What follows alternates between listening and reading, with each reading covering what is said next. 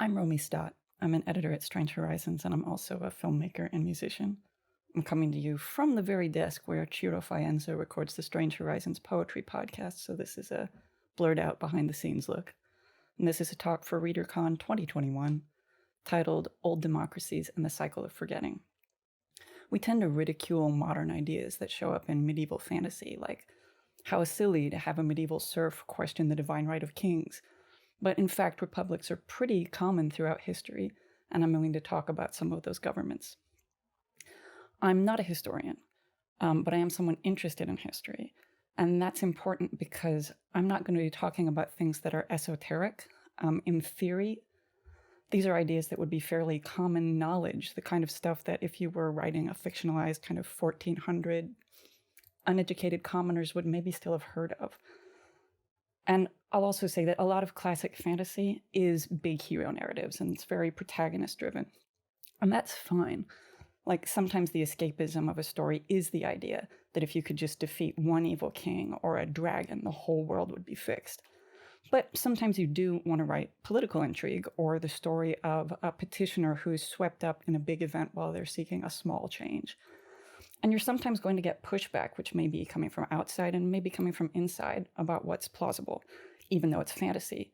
And often it's going to be because somebody, including maybe you, has absorbed an idea like that authoritarianism is natural, or biology is destiny, or that things have always been equally bad for women and racial minorities who should maybe be grateful instead of pushing for more now, or an idea that people in the past knew less than us and were children and were not really evolved in the way that we are. But it's not exclusively modern to want to say in what you do with your day. And a lot of modern systems, including the US and the United Kingdom, intentionally tied their governments to older systems. It's never been hidden. Think for a second about how much Latin there is all over our money and our buildings. We used older governments as case studies and in some cases for legitimacy to make the argument that these are inalienable rights, that we get to have these things. So I'm going to start with the big one, which is the Roman Republic. Honestly, you can end a lot of arguments just by pointing to the Roman Senate. It's old and it spanned a lot of territory. It existed from the very beginning of Rome as a city-state around 750 BC, 3,000 years ago.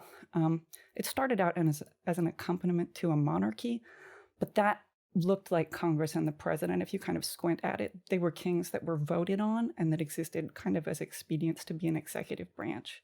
And the Senate was a group of elders who were the heads of prestigious families. There was also a second group, it was kind of bicameral, that was like the House of Representatives, that was called the Curate Assembly, and they kind of had legislative districts. A lot of the power in that time is still coming from direct democracy, and we substantially based the US government on this. It's why the Senate is called the Senate. About 150 years in, Rome ditches the monarch and runs as a republic for about 500 years. So it's a republic longer than it's a kingdom. It's a republic longer than it winds up being an empire, and it's a republic for longer than the US has existed. A lot of territorial expansion takes place over that time. Some of it is military conquest, but a lot of it is just people joining Rome because it seems like a good deal. It's under the Republic that Rome expands to encompass most of Western Europe and the Mediterranean coast. It's pretty federal. Different areas are more self-ruling or more colonial, just depending.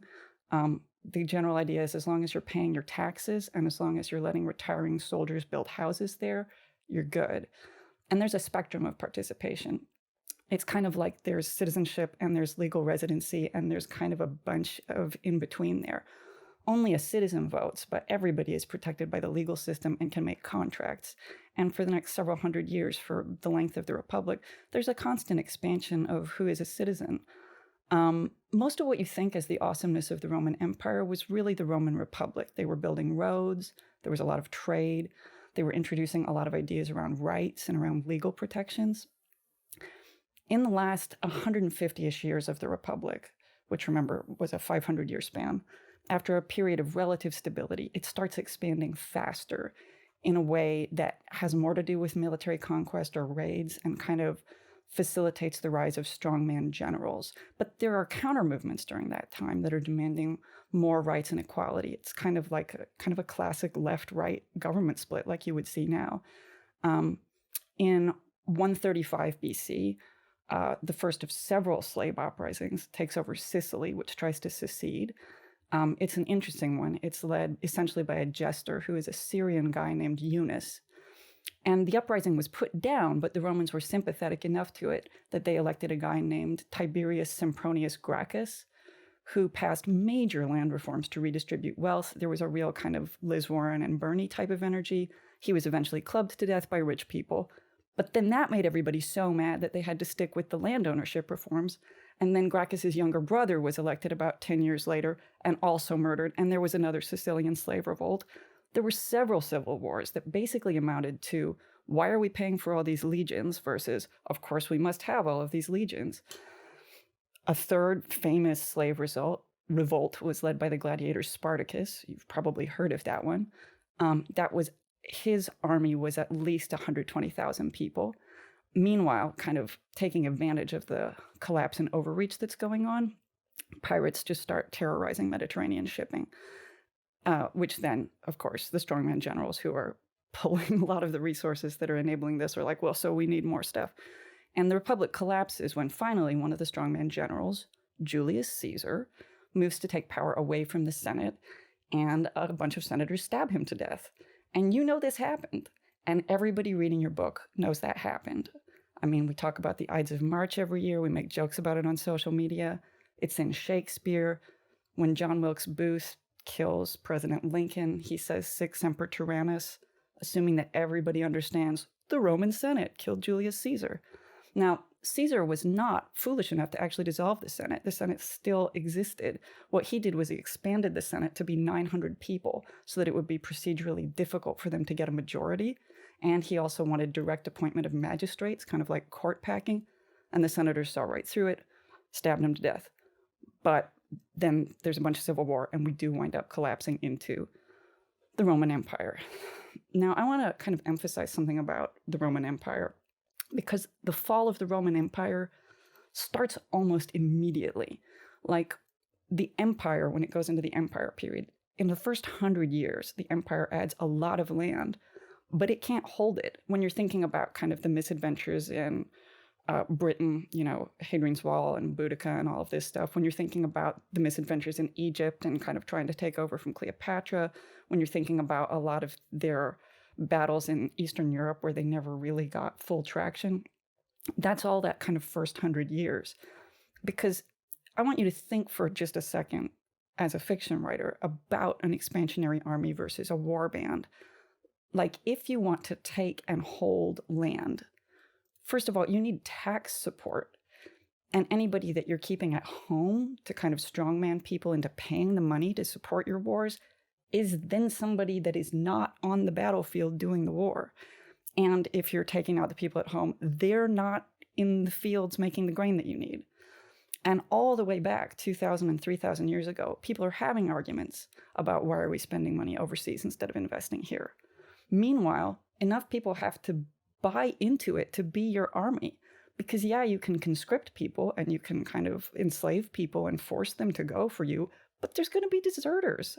And if you have to spend half of your army tracking down or watching or imprisoning the other half of your army, again, they're not going to be a very effective fighting force. It's very easy, oddly enough, to get a bunch of people together to loot a city. I mean, we see that kind of after like soccer games or hockey games where people get excited and smash windows and whatever. And you can convince people to do that for a few days, but that's quite different from going someplace you don't live and then trying to hold that territory. That needs a lot more buy-in and that needs an administrative bureaucracy. So the imperial period just kind of falls to a lot of political infighting, kind of over scraps and not great long-term planning pretty quickly.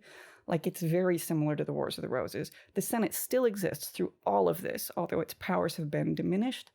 And just depending, again, over a period of several hundred years, there are several attempts to reestablish more checks and balances because people see that this is not sustainable, this is not stable. So from about 100 AD to about 500 AD, it's just constant breakaways, invasions, infighting under this imperial system. But the bureaucracy is still fairly functional, especially in Italy, and it stays that way even up through the Medicis in the 1200s. So the Roman Senate still exists in one form or another until sometime between 603 and 630 AD. We're not really sure because it wasn't formally dissolved. We know it was there after the Ostrogoths took over, and somebody you might want to look up is Theodoric, who restored a lot of Roman institutions and buildings and expanded religious freedoms. And basically, the Senate wasn't dissolved, as I say, so much as a bunch of senators were killed in all of the various wars, or were executed, or moved east to join the Byzantines, because the empire had kind of split up at that point. And in fact, the Byzantine Senate held on until at least 1340. So essentially, you have variations of the Roman-style Senate for 2,000 years, even though only 500 are a full republic. Now, I've done a deep dive on Rome because so much of fantasy literature is set in Western Europe, and because it lasted so long and it covered such a large area and such a large population. At its height, it was probably 80 million people, which was 20% of the population of the entire world at the time. Its land area was the size of a continent. But these ideas aren't European. People all over the world and throughout time have arrived at ideas like, both ethically and practically, you need the consent of the governed. You want some protection of rights. You want to be able to negotiate with an arbiter present. Having to settle everything one-on-one just sucks. And stability is necessary for long-term planning. People have been people this whole time and everywhere, and it's hard to get people to do stuff they don't want to, especially when you're not right there. You need their buy-in. So one of these examples is the legislature called the Gabara of the Mali Empire. The Gabara also get called the Bara or the Gara, and the Mali Empire is also called Nieni. It's also called Mandin Kurufaba. It's also called Mandan. It was a big swath of West Africa, a population of about 20 million people. And from around 1230 to 1670 is when the Gabara lasted.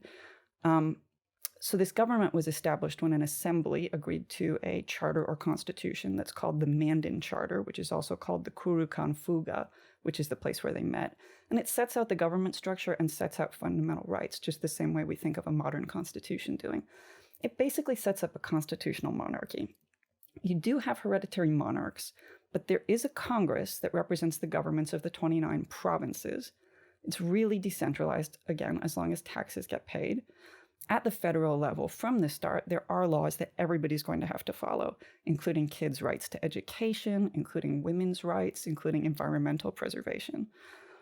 Some of the constitutional laws are very broad, and some of them are very specific and practical. My favorite is Article 11, which is when your wife or child runs away, stop running after them in your neighbor's house. You don't just get to go into your neighbor's house. I don't care if your kid's there. There's also a really funny one that's basically, after you've asked somebody a question, you need to stop bugging them. And no, you can't just bug their wife. That's the same thing. There's also a rule about don't offend people who are experts at stuff. Just don't. We need them. They're good at stuff. Don't make them mad. Anyway, you should read the Mandan Charter. It's pretty great, like start to finish.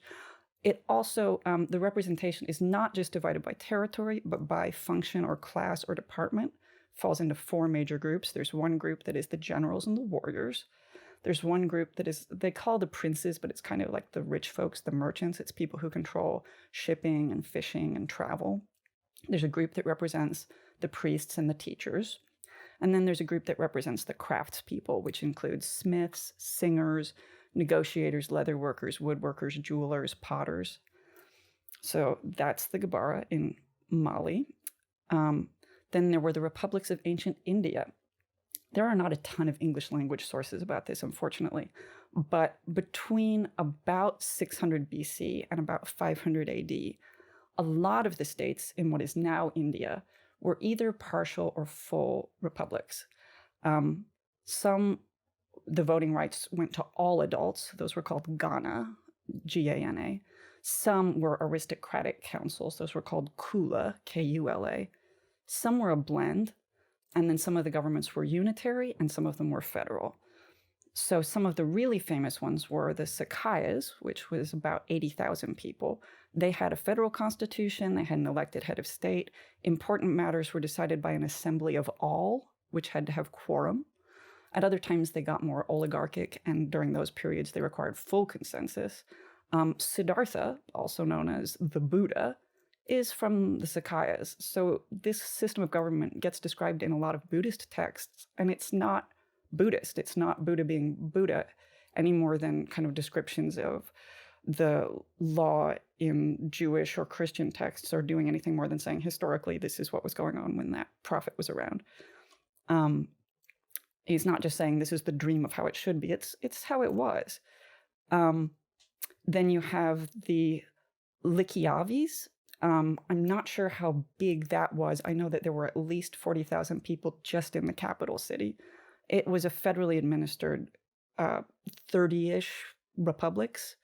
Again, you have an elected head of state.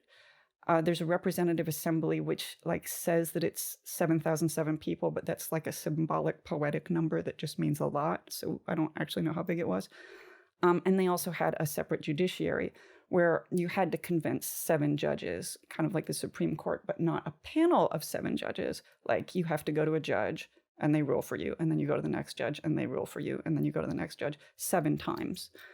At any given time during this period in the territory that's now India, there are probably at least 50 Athenian-style city-state governments just at any time. The republic structure was really, really common, and a lot of texts that talk about the king or the Raja, those are elected offices at that time. So then some kind of smaller but also well-known congresses, I guess, are you have the Iroquois Confederacy, also known as the Six Nations, also known as the Five Nations, also known as the Haudenosaunee Confederacy, also known as the Iroquois League. It was established sometime between 1450 and 1660, so before European settlers came to that area. At its peak, it covered probably 40,000 square miles. The estimates of the population are all over the place, but credibly, it's probably somewhere between 7,000 and 15,000 people. It still exists as a government, and the current population that it governs is about 20,000 people. It's an assembly of about 50 representatives from 6 tribes. It's a consensus government where debate is allowed during the meetings, but public consensus is maintained afterward. Like once you've made a decision, it's everybody's decision, even if you argued against it. In around 1885, they actually switched over from full consensus to the idea that just a supermajority, but in that supermajority, 75% of the men have to agree and 75% of the women have to agree. The succession of leaders and representatives within that system has been fairly hereditary for most of that time, but the actual structure of the land that was being governed was pretty anarchic. I mean, it was pretty self-determined at an individual level. Like, you're only taking something up to that kind of nation level if there's a real problem that could lead to a war. It's kind of United Nations-y. So you have the Althing in Iceland, which is the oldest still existing parliament. It's more than 1,000 years old. It was founded in 930 AD. As I said, it's still the government of Iceland. Iceland is small enough, both in territory and in population, that literally everybody who wanted to could meet once a year at a place called the Law Rock to talk stuff out. And that turns into the Althing, which really has kind of science fiction convention vibes, especially early on, where anybody can show up and talk, but there's also leaders, kind of like you have panelists, who eventually represent kind of 4 districts. That's like, the North and the East and the West. And then each district has a court of like 36 judges that can settle things if they can't be settled otherwise. The Althing makes a really famous decision around 1000 when the king and the Althing together decided that everybody in Iceland was just going to be Christian and therefore should be left alone by crusaders. They wouldn't have to change anything. They would just be like, hey, what if we all said we were Christian now and then nobody will invade us? And they were like, let's do it. And it worked. You have very similar sort of local and regional government structures to the Althing throughout Scandinavia and Danelaw Britain. They get called folkmoots, things, dings, hustings, tines. They're big public assemblies that are often associated with festivals and market days. So again, very good fantasy setting. But essentially what I'm getting at is anybody in the medieval period probably had a grip on the idea of legal rights and direct democracy. You can see a lot of it in how the kings of England struggle to hold on to power. Henry I, who's the son of William the Conqueror, writes the Charter of Liberties in 1093. He's not compelled to write this. He chooses to, and he negotiates it with the Council of Barons. He read and wrote Latin. And again, it kind of sets out your basic ideas of like You still own your stuff. You still get to make your choices. This is the limits on what I'm going to do. And when a little bit later in the 1160s, Henry II tries to centralize power, Thomas Becket, the Archbishop of Canterbury, resists him because he wants to keep the church courts. Gets assassinated. Again, you've heard about this. But it's not just that you've heard about this now. Like, everybody heard about this in the same way that people wear like Che t-shirts now, in the same way that there are like George Floyd murals all over the world right now. People are literally doing Becket murals in Spain, in Sicily. They're having cults and feasts being like, remember Becket, into the 1500s. He becomes a major symbol of the idea of resisting any kind of like authoritarian overreach. So then you have King John, who is Prince John from Robin Hood, signed the Magna Carta in 1215, which is very similar to the Charter of Liberties. But it says you have protection of the courts, you have protection of property, you have protection against some forms of punishment, there are limits on taxation, there's limits on what the king can declare unilaterally, and there's a protection of serfs and freemen, not just nobles. It is clear that these are rights of everybody. So what about anarchy and socialism? That's been proposed all the time, like everywhere. It has usually been crushed pretty quickly by a ruler who is mad about it, but that means it is still historical for your characters to propose it. And you can have it work for a while because it did. And you could have it succeed for longer if you want because this is fantasy. So some examples in Europe between about 1200 and about 1650, sort of working backward. So not necessarily Oliver Cromwell, but plenty of his backers who did depose the King of England for a while, really had this idea of no kings. You have the diggers and the levelers. In Monty Python and the Holy Grail, there's kind of that famous bit where they run into somebody who's like, help, I'm being oppressed. Now you see the violence inherent in the system. And a lot of us are probably laughing at that, thinking like, oh, how contemporary. But that was a real debate that was happening, not necessarily as long ago as King Arthur, but during kind of feudal England, there really was that group that was saying those things. And the Monty Python guys who studied history knew that. You have the Anabaptists, who were, aside from being anti-government, pacifists. A lot of the struggles with Catholics and Protestants really involve the Anabaptists saying, I actually reject all government. Their kind of core is Swiss and German, but they're everywhere throughout Europe. You have the Hussites and the Taborites. They are Czech. And when we talk about someone being like really bohemian, we're kind of thinking of them. They wanted to get rid of the king.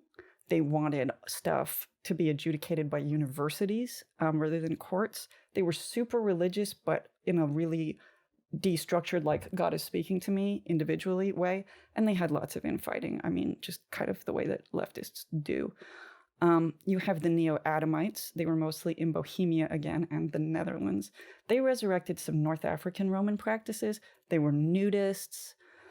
They were into ideas about sensual mysticism. They wanted to have free love and reject civilization. So you could kind of think of them as being like kinksters, I guess. And then you have the Brethren of Free Spirits. This was a widespread cult across Europe from about 1200 to about 1500. And the Free Spirits believed sin was impossible, so you couldn't be mad at them for anything because they were made by God, so everything they did was godly. They hated clerics because, again, they thought we have a direct relationship with God. They also just didn't need your rules at all, like whoever you were. They did not need you. They talked a lot about that Christ didn't even need to have existed. They didn't even necessarily believe in him. But they also liked to talk about having sex with him. Like, they really loved talking about their Jesus sex dreams and like being like, no, but it's literal. Like, I slept with him. And this is actually a huge amount of the burning people at the stake that happens is people being tired of the free spirits. Like, very literally, most of the Malleus Maleficarum is a description of the free spirits. It starts out as that and then kind of gets retitled. Of course, a lot of the Inquisition is also about other stuff, especially like stealing property from women. And then there are older examples outside of Europe of kind of let's reject government. You have the Taoists, who China had to crack down on during the Jin dynasty in the 200s. And they had been like, government, that doesn't even make sense. Like, why would we have kings? Why would somebody be better than somebody else? You have the followers of somebody named Mazdak in Persia in the 500s. He preached equality and freedom, and was also pretty communist. That group had community property and believed that all work was for the benefit of the community. And in fact, the ruler of Persia was a convert to this for a while. You have a bunch of Islamic groups, including the Mutazilites, who are in what's now Iraq, really centered in like Basra. They existed, they were really prominent during the Islamic Golden Age from around 700 to around 900 AD. They were what's called theologic rationalists. So they preached that the existence of the state was immoral and that you really can derive your law from an analysis of kind of religious texts and what is around you, that it needs to come from a basis that's not just I said so. So in conclusion, I could go on for a much longer time, but I won't. I hope people will add to the discussion. And in essence, I just hope you'll take away the fact that history is wild. And if you can think of it now, somebody probably thought of it then. They might not have had the power to make it happen, but they thought of it.